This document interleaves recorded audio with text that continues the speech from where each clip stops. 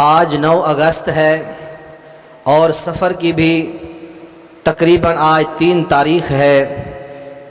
آج کے خطبہ جمعہ کے اندر میں آپ کے سامنے آزادی کے حوالہ سے کچھ معروضات آپ احباب کے سامنے رکھنا چاہتا ہوں کہ آزادی کتنی بڑی اللہ کی نعمت ہے۔ آزادی کی اگر قیمت پوچھنی ہے تو جا کے حضرت موسیٰ پیغمبر کے صحابہ سے، بنی اسرائیلیوں سے جا کے پوچھو وہ کس قدر فرعون کے اور قوم فرعون کے مظالم سہتے رہے۔ بالآخر اللہ تعالیٰ نے ان کو حضرت موسیٰ کے ذریعے اللہ تعالیٰ نے ان کو آزادی نصیب فرمائی۔ اگر ہم لوگوں نے آزادی کی قیمت پوچھنی ہے تو جا کے کشمیر کے مسلمانوں سے پوچھیں کہ 2019 سے لے کر 2024 تک مسلسل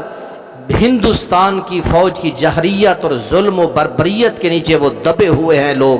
اگر آزادی کی قیمت کا ہمیں اندازہ لگانا ہے جا کے فلسطین کے نہتے مسلمانوں سے پوچھئے۔ اگر آزادی کی قیمت پوچھنی ہے ہندوستان کے مسلمانوں سے جا کے پوچھئے۔ اگر آزادی کی قیمت پوچھنی ہے تو برما کے مسلمانوں سے جا کے پوچھئے۔ حضرات، اللہ تعالیٰ نے ہمیں آزادی دی ہے، اللہ نے آزاد ملک عطا کیا ہے۔ کس لیے؟ 2 قومی نظریوں کا تذکرہ کیا جاتا ہے۔ آئیں میں آپ کے سامنے اللہ کے قرآن سے 2 قومی نظریے کا ثبوت پیش کرنا چاہتا ہوں۔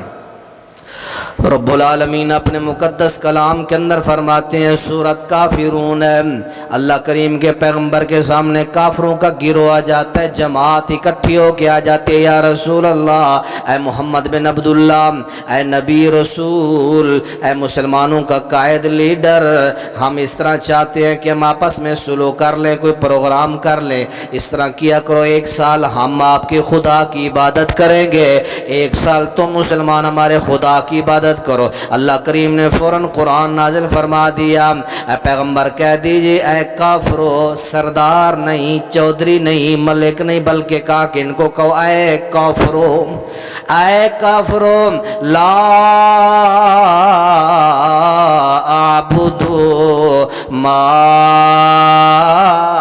تعبدون، میں عبادت کرتا ہوں نہ میں عبادت کرتا ہوں اس کی جس کی تم عبادت کرتے ہو، ولا انتم عابدون ما اعبد، نہ تم عبادت کرنے والے ہو اس ذات کی جس ذات کی میں اللہ، میں رسول محمد رسول اللہ عبادت کرتا ہوں۔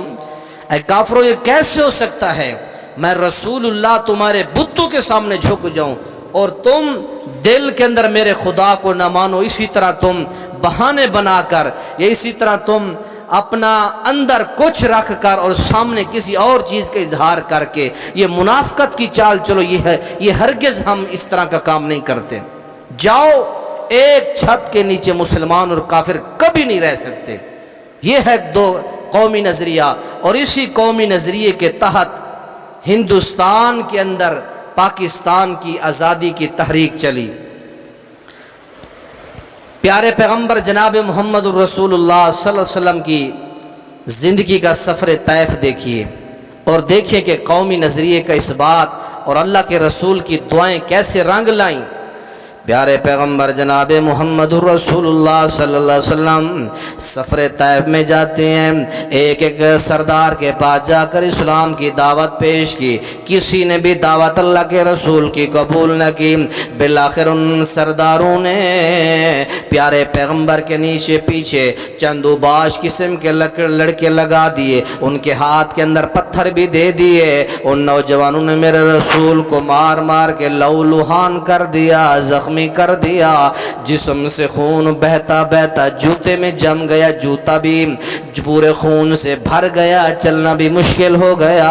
اللہ کا رسول ایک درخت کے نیچے بیٹھ جاتا ہے، پہاڑوں کا فرشتہ آ جاتا ہے، اے رسول خدا اجازت دیں میں مکہ کے پہاڑ کو کھینچ لاؤں، میں مکہ کے پہاڑ کو اور طیف کے پہاڑ کو کھینچ کے درمیان کے اندر یہ طیف کی بستی ہے، اس طیف کی بستی کو پیس کے جس طرح چکی میں دانہ پیس کے اس کو بالکل ریزہ ریزہ کر دیا جاتا ہے، اے رسول خدا اجازت دیں میں طیف والوں کو پیس کے رکھ دیتا ہوں۔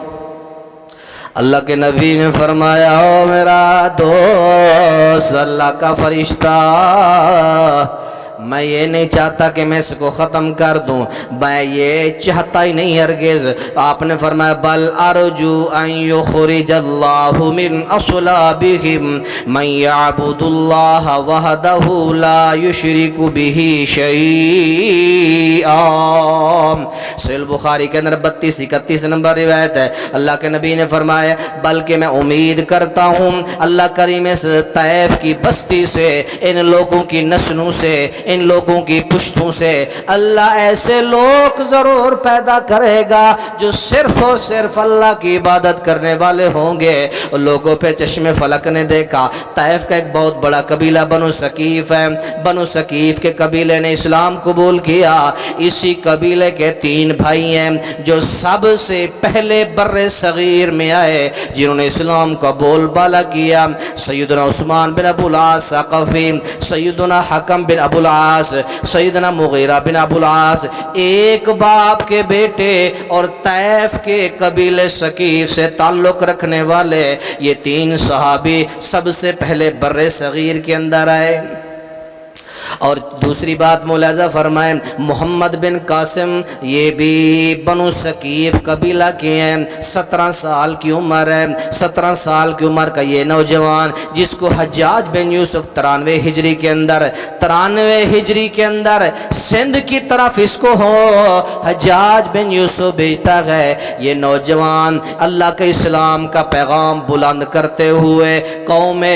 اسلام کا، مسلمانوں کا نظریہ کلمہ طیبہ کا یہ علم بلند کرتے ہوئے یہ نوجوان سندھ سے لے کر کراچی تک گیا، کراچی سے لے کر ملتان تک گیا، تیرے پورے اس علاقے میں اسلام کا بول بالا کر گیا۔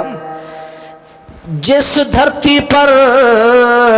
لہو مصطفیٰ گرا ہو، اور جس جگہ پر نبی کا پاک اور صاف اور شفاف اور برکت والا خون گرا ہو، اور اللہ کے نبی کی دعا ہو اللہ ان کی نسلوں میں اللہ موحد پیدا کر دے۔ اللہ کریم کے فضل سے یہ 3 صحابہ بھی ہندوستان میں ہے، محمد بن قاسم بھی ہندوستان کی ہے، اور حضرت عمر فاروق کے دور کے اندر 12 صحابہ ہندوستان کے اندر ہے، حضرت عثمان غنی کے دور کے اندر 5 صحابہ جو ہے بر صغیر ہندوستان کے اندر ہے، حضرت علی المرتضیٰ کے دور کے اندر 3 صحابہ بر صغیر ہندوستان کے اندر ہے، حضرت امیر معاویہ کے دور خلافت میں 4 صحابہ کرام بر صغیر ہندوستان میں ہے،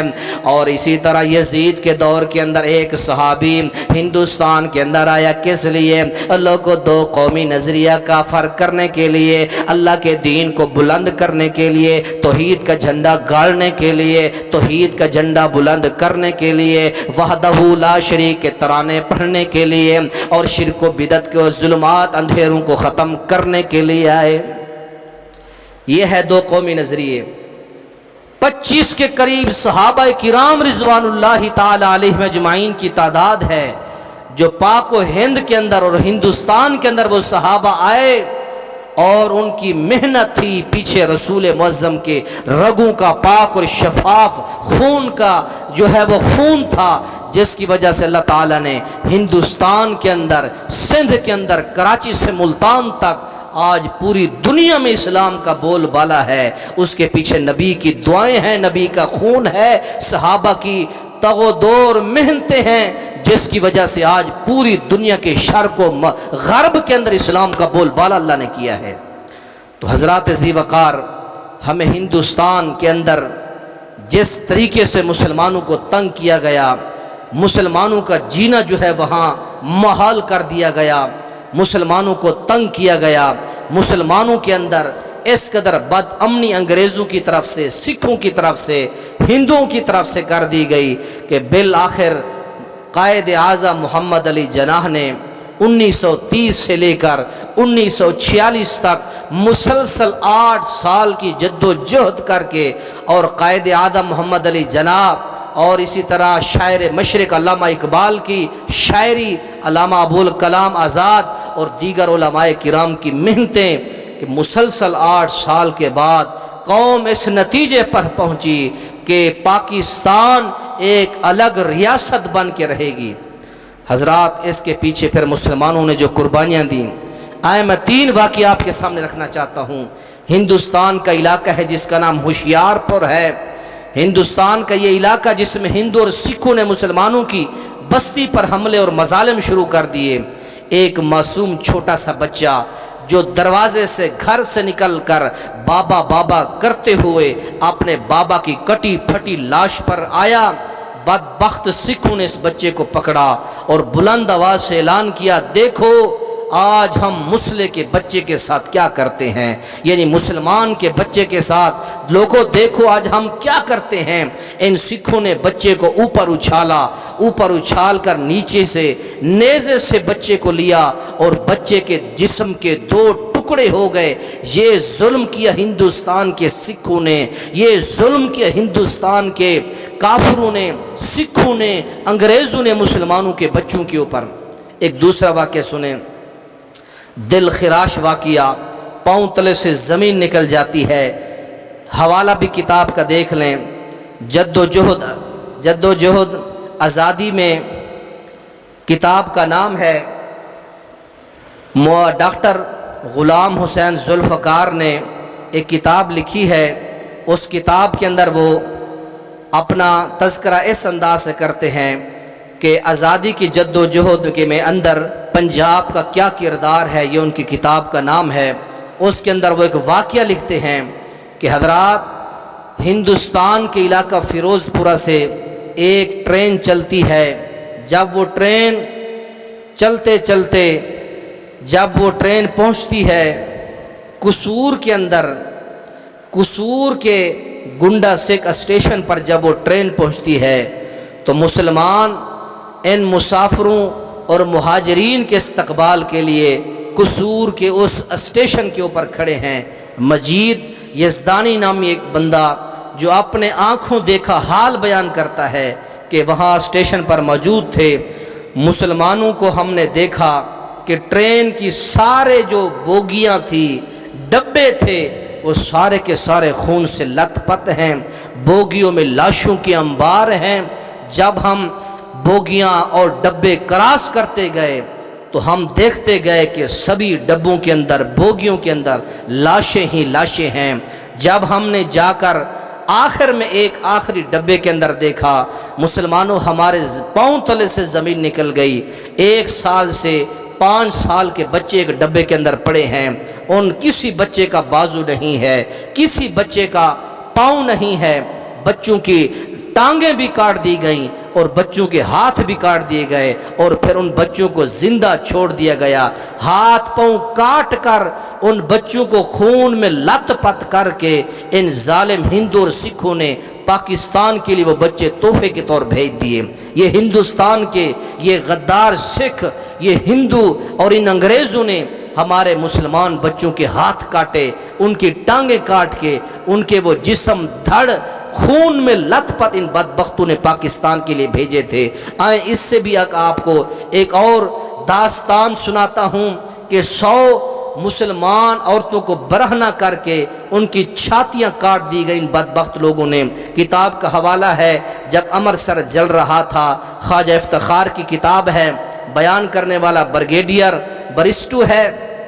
وہ کیا کہتا ہے کہ سکھوں نے حملہ کر دیا اور 11 ستمبر 1947 کو مسافروں کی ٹرین جب ریاست کرپور تھلا کی سرحد میں جب ہماری ٹرین پہنچتی ہے، 2000 سکھوں نے مسلمانوں کی ٹرین کے اوپر حملہ کر دیا اور ٹرین کا اگلا جو ڈبہ تھا پٹڑی سے گر گیا۔ سکھوں نے لاتعداد مسلمانوں کو قتل کیا، زخمی کیا۔ مسلمانوں جب ہم نے صبح کی، ہم کیا دیکھتے ہیں کہ جھاڑیوں کے اندر برہنہ 100 کے قریب مسلمان خواتین کی لاشیں پڑی ہیں جن کے جسموں پر کوئی کپڑا نہیں ہے، ان کی چھاتیاں کٹی ہوئی ہیں، ان کے جسموں کو کاٹا گیا، برہنہ ننگا چھوڑ کے ان عورتوں کو قتل کر کے سرعام جھاڑیوں میں ان مسلمان بہنوں کو پھینک دیا گیا۔ حضرات ہماری ماؤں نے قربانیاں دیں، اس پاکستان کو آزاد کرانے کے لیے ہماری ماؤں نے، ہماری بہنوں نے، بچوں نے قربانیاں دیں۔ جانوں کا نذرانہ دیا ہے، ان قربانیوں کو ہمیں فراموش نہیں کرنا چاہیے، ان کا شکریہ ادا کرنا چاہیے، ان شہداء کے لیے دعائیں کرنی چاہیے جن شہداء نے اپنے خون کے نذرانے دیے، جنہوں نے اپنی چھاتیاں کٹوائیں، جنہوں نے اپنے جسموں کو برہنہ کروایا، جنہوں نے اپنے گردنیں کٹوائیں، اپنے بچیوں کو خنجروں اور نیزوں کی انیوں پر کٹوایا، دو دو ٹکڑے کروائے، بچوں کے لاشوں کے ٹکڑے کروائے، لیکن اپنی آزادی کے لیے وہ پیچھے نہیں ہٹے بلکہ آگے رہے۔ تو حضرات محترم، ہمیں آزادی کے دن کیا کرنا چاہیے؟ اللہ کے نبی کی سنت پر عمل کرنا چاہیے۔ فتح مکہ کا موقع ہے، اللہ کے رسول علیہ السلام، اماں جی ام ہانی رضی اللہ عنہ فرماتی ہیں، آپ مکہ میں داخل ہو رہے ہیں، کوئی فخر نہیں ہے، کوئی تکبر نہیں ہے، سر جھکا ہوا ہے، عز و انکساری کے ساتھ فتح مکہ میں داخل ہوتے ہیں، غسل کرتے ہیں، غسل کرنے کے بعد 8 رکعات نماز چاشت پڑھتے ہیں، اللہ کا شکریہ ادا کرتے ہیں کہ اللہ وہ گھر جس سے ہمیں نکالا گیا تھا، آج تو نے وہ گھر ہمیں فتح کر کے اللہ تو نے ہمیں نعمت کے طور پہ عطا کیا۔ اور اللہ کے نبی نے کیا فرمایا؟ قال لا تثریب علیکم اليوم یغفر اللہ لکم، آج کوئی بدلے نہیں لوں گا، آج کوئی انتقام نہیں لوں گا۔ اور مکہ والوں، تمہارا ایک ایک جرم مجھے یاد ہے، تم نے مجھے مکہ سے نکالا، تم نے میرے صحابہ کو بھی ہجرت پر مجبور کیا، تم نے میری بیٹیوں کو خنجر مارے، میری بیٹیوں پر تشدد کیا، میری بیٹیوں کو طلاق دلوائی، میرے 70 صحابہ تم نے قتل کیے، میرے چچا میرے حمزہ کو تم نے شہید کیا۔ او مکہ والو، تمہاری ایک ایک غلطی مجھے یاد ہے، لیکن میں اللہ کا رسول ظرف کا، بڑے دل کا اور بڑے پن کا مظاہرہ کرتا ہوں۔ فرمایا اللہ کے رسول نے، انتم الطلقاء، او مکہ والو جاؤ تم سارے آزاد ہو، میں کسی سے کوئی بدلہ نہیں لوں گا، میں نے سب کو معاف کر دیا۔ آزادی کے دن ہمیں نوافل پڑھنے چاہیے۔ 14 اگست کو شرلیاں، شرابیں، پارٹیاں، ہر قسم کی اوریانی چھوڑ کر ہندوستان کے، سکھوں کے، انگریزوں کے، کافروں کے پروگرام چھوڑ کے آئیں مساجد کے اندر، شکریہ ادا کریں، نوافل پڑھیں، قرآن پاک کی تلاوت کریں، اپنے شہداء کے لیے رو رو کے دعائیں کریں۔ جن شہداء نے اپنے جسم کٹوائے، اپنی نسلیں لٹائیں، اپنے جان کے نذرانے دیے، ان شہداء کے لیے دعائیں کریں، قرآن پڑھیں، نوافل پڑھیں۔ یہ ہے آزادی کا شکرانہ۔ اللہ ہم سب کو آزادی جو اللہ نے عطا کی ہے، اللہ اس کا شکریہ ادا کرنے کی اے اللہ ہم سب کو توفیق عطا فرما۔ سبحان ربک رب العزت عما یصفون وسلام علی المرسلین والحمد للہ رب